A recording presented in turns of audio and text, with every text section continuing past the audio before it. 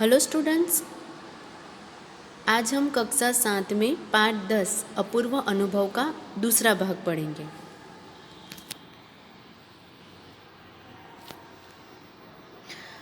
बच्चों, पिछले भाग में यानी कि भाग 1 में हमने देखा था कि तोतो-चान यासुकी-चान के लिए सीढ़ी लेकर आती है। वो पेड़ के तने पर सीढ़ी रख देती है और यासुकी-चान को उस पर चढ़ने के लिए कहती है, लेकिन यासुकी-चान ऊपर चढ़ नहीं पाता है। तो तोतो-चान उसे चढ़ाने की कोशिश करती है, लेकिन फिर भी वो चढ़ नहीं पाता है। तो यासुकी-चान उदास चेहरा, मुँह लटकाए उदास चेहरा लेकर खड़ा रह जाता है। तो आइए अब आगे देखते हैं कि यासुकी-चान पेड़ पर चढ़ पाता है या नहीं। यासुकी-चान उसके पेड़ पर चढ़े, यह उसकी हार्दिक इच्छा थी।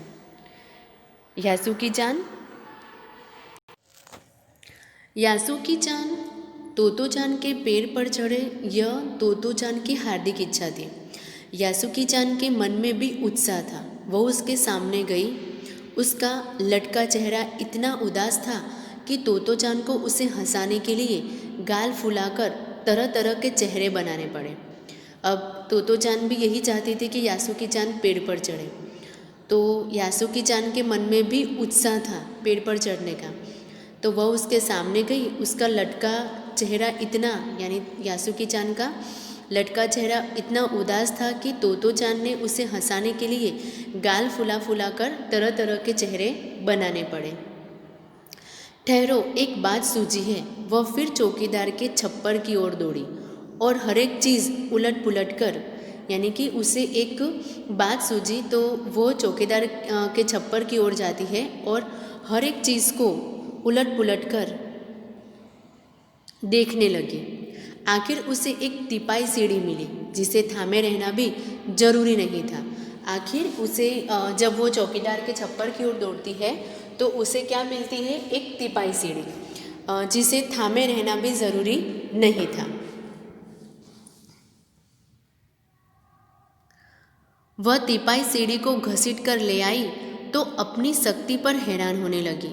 तिपाई की ऊपरी सीढ़ी द्विशाखा तक पहुंच रही थी। अब वह तिपाई सीढ़ी को घसीट कर ले आई तो अपनी शक्ति पर हैरान होने लगी। तिपाई की ऊपरी सीढ़ी उसने लाकर देखा तो वो जो तिपाई की ऊपरी सीढ़ी द्विशाखा तक पहुंच रही थी। देखो, अब डरना मत, उसने बड़ी बहन किसी आवाज़ में कहा। यह डगमगाएगी नहीं। उसने यासुकी-चान को कहा कि अब डरना मत, क्योंकि ये डगमगाएगी नहीं। एक बड़ी बहन जैसे आवाज़ में बोलती है, वैसे उसने यासुकी-चान को कहा। यासुकी-चान ने घबराकर तिपाई सीढ़ी और पसीने से तरबतर तोतो-चान की ओर देखा। उसे भी काफ़ी पसीना आ रहा था। उसने पेड़ की ओर देखा और तब निश्चय के साथ पांव उठाकर पहली सीढ़ी पर रखा। यासुकी-चान ने घबराकर तिपाई सीढ़ी और पसीने से तरबतर तोतो-चान की ओर देखा, यानी कि वो तोतो-चान की ओर देखता है। उसे काफ़ी पसीना आ रहा था और उसने पेड़ की ओर देखा और तब निश्चय के साथ पांव उठाकर उसने पहली सीढ़ी के ऊपर अपना कदम रखा। उन दोनों को यह बिल्कुल भी पता न चला कि कितना समय यासुकी-चान को ऊपर तक चढ़ने में लगा। सूरज का ताप उन पर पड़ रहा था, पर दोनों का ध्यान यासुकी-चान के ऊपर तक पहुंचने में रमा था। तोतो-चान नीचे से उसका एक एक पैर सीढ़ी पर धरने में मदद कर रही थी। अपने सिर से वो उसके पिछले हिस्से को भी स्थिर करती रही। यासुकी-चान पूरी शक्ति के साथ जूझ रहा था और आखिर वो ऊपर पहुंच गया। उन दोनों को यह बिल्कुल भी पता न चला कि कितना समय यासुकी-चान को ऊपर तक चढ़ने में लग गया। सूरज का ताप पड़ रहा था और दोनों का ध्यान यासुकी-चान के ऊपर तक पहुंचने में ही था। तोतो-चान नीचे से उसका एक एक पैर सीढ़ी पर रखने में उसे मदद कर रही थी और यासुकी-चान भी पूरी शक्ति के साथ जूझ रहा था और आखिर वो ऊपर पहुंच ही गया।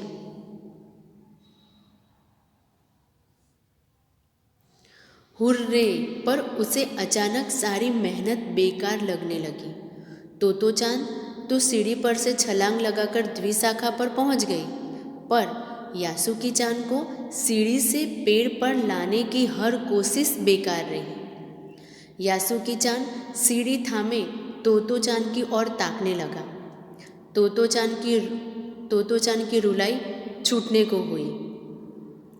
अब वो ऊपर तक तो पहुंच गया, लेकिन अचानक सारी मेहनत यानी इतनी तक चढ़ना उसे बेकार लगने लगी, सारी मेहनत।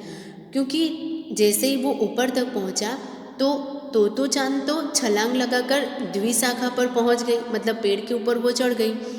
पर यासुकी चान को सीढ़ी से पेड़ पर लाने की हर कोशिश बेकार रही, क्योंकि अब वो सीढ़ी पर से पेड़ पर कैसे पहुंचे। अब तोतो चान की ओर यासुकी चान सीढ़ी थामे तोतो चान की ओर देखता रहा।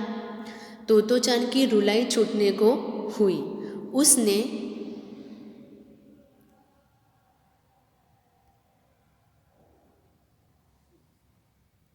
उसने चाहा था कि यासुकी चान को अपने पेड़ पर आमंत्रित कर तमाम नई नई चीज़ें दिखाए। यानी उसे ये था कि वो यासुकी चान को अपने पेड़ पर आमंत्रित करे और उसे तमाम नई नई चीज़ें दिखाए, पर वह रोई नहीं। उसे डर था कि उसके रोने पर यासुकी चान भी रो पड़ेगा। उसे रोना आ रहा था, लेकिन वो रोई नहीं, क्योंकि उसे ये डर था कि अगर वो खुद रोएगी तो यासुकी चान भी रो पड़ेगा। उसने यासुकी चान का पोलियो से चिपकी और अकड़ी उंगलियों वाला हाथ अपने हाथ में थाम लिया। उसके खुद के हाथ से वो बड़ा था, उंगलियां भी लंबी थी। देर तक तोतो चान उसका हाथ थामे रही, तब बोली, तुम लेट जाओ, मैं तुम्हें पेड़ पर खींचने की कोशिश करती हूँ। अब तोतो चान को भी रोना आ रहा था, क्योंकि यहाँ तक उसने यासुकी चान को पहुँचा दिया। अब सिर्फ पेड़ के ऊपर चढ़ना था और वो उनसे नहीं हो रहा था। तो उसने यासुकी चान का पोलियो से पिचकी और अकड़ी उंगलियों वाला हाथ अपने हाथ में थाम लिया और देर तक वो तोतो चान उसका हाथ थामे रही। फिर तोतो चान ने यासुकी चान को कहा कि तुम लेट जाओ, मैं तुम्हें पेड़ पर खींचने का यानी पेड़ पर खींचने की कोशिश करती हूँ, पेड़ पर खींचने का प्रयास करती हूँ।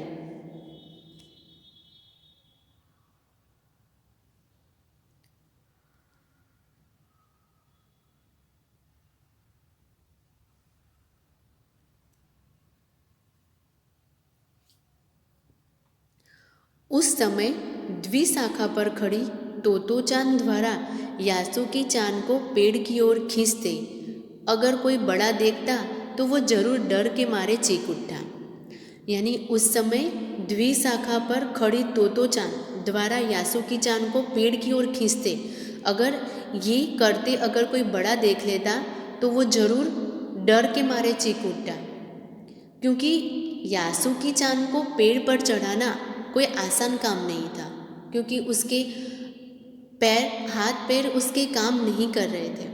अगर कोई बड़ा देख लेता तो वो डर के मारे चीख उठता। उसे वे सच में जोखिम उठाते ही दिखाई देते, क्योंकि ये एक जोखिम भरा कार्य था उसको ऊपर चढ़ाना। पर यासुकी चान को तोतो चान पर पूरा भरोसा था और वह खुद भी यासुकी चान के लिए भारी खतरा उठा रही थी।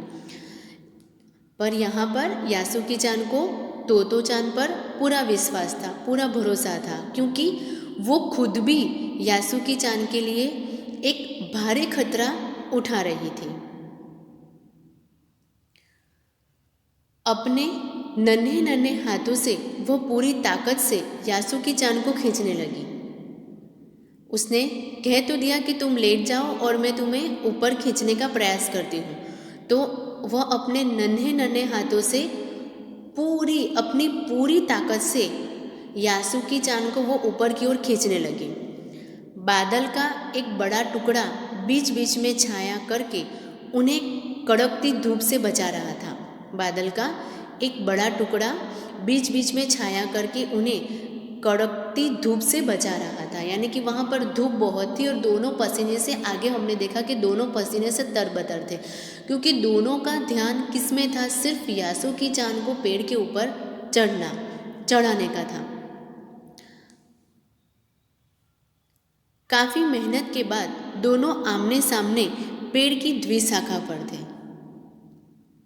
यानी उन्होंने काफ़ी मेहनत की और काफ़ी मेहनत के बाद दोनों आमने सामने पेड़ की द्विशाखा पर थे। यानी कि मतलब उसने यासुकी चान को पेड़ की द्विशाखा के ऊपर चढ़ा दिया। पसीने से तरबतर अपने बालों को चेहरे पर से हटाते हुए तोतो चान ने सम्मान से झुककर कहा, मेरे पेड़ पर तुम्हारा स्वागत है। यानी कि काफ़ी मेहनत उठाई तोतो चान ने यासुकी चान को ऊपर चढ़ाने में, और यासुकी चान के अंदर भी एक ऊपर चढ़ने का एक उसके अंदर भी था कि वो भी उस पेड़ के ऊपर चढ़े, लेकिन सबसे ज़्यादा भरोसा उसे किसके ऊपर था? तोतो चान के ऊपर था।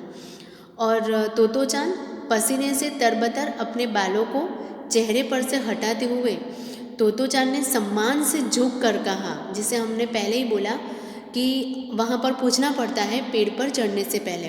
तो सम्मान से झुककर उसने यासुकी चान को कहा कि मेरे पेड़ पर तुम्हारा स्वागत है। यानी कि मेरे पेड़ पर तुम्हारा स्वागत है। जब यासुकी चान उस पेड़ के ऊपर द्विशाखा के ऊपर पेड़ के ऊपर चढ़ गया, तब तोतो चान ने यासुकी चान को ये कहा।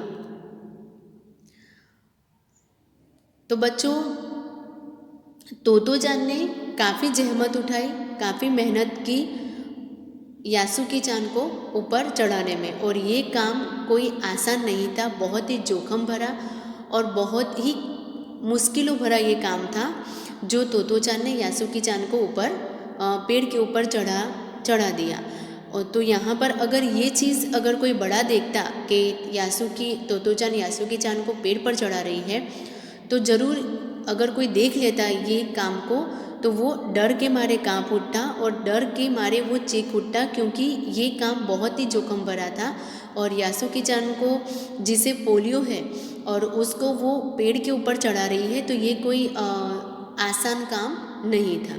लेकिन काफ़ी मेहनत के बाद, काफ़ी जहमत के बाद तोतो चान यासुकी चान को पेड़ पर चढ़ाने में सफल रही, और अंत में वो उसे झुककर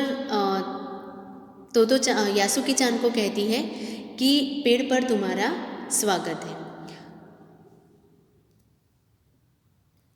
तो बच्चों, ये था हमारा पाठ 10 अपूर्व अनुभव, जो यहाँ पर ख़त्म होता है।